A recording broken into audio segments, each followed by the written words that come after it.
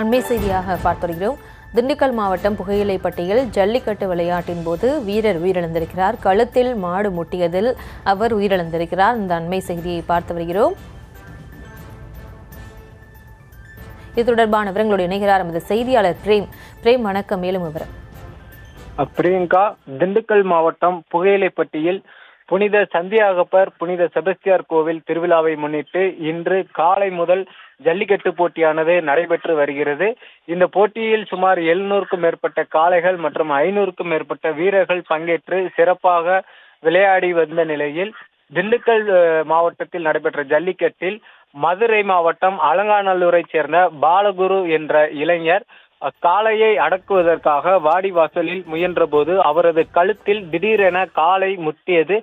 இதில் பலத்த காயமடைந்த பாலகுரு முதலுதவி சிகிச்சை அளிக்கப்பட்டு பின்னர் மேல் சிகிச்சைக்காக திண்டுக்கல் அரசு மருத்துவக் கல்லூரி மருத்துவமனைக்கு சிகிச்சைக்காக கொண்டு செல்லப்பட்டார்.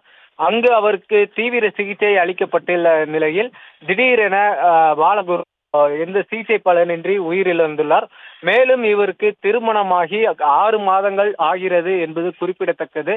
ஜல்லிக்கட்டு போட்டியில் காளை முட்டி மாடுபிடி வீரர் உயிரிழந்த சம்பவம் திண்டுக்கல்லில் பெரும் சோகத்தை ஏற்படுத்தியுள்ளது. பிரியங்கா,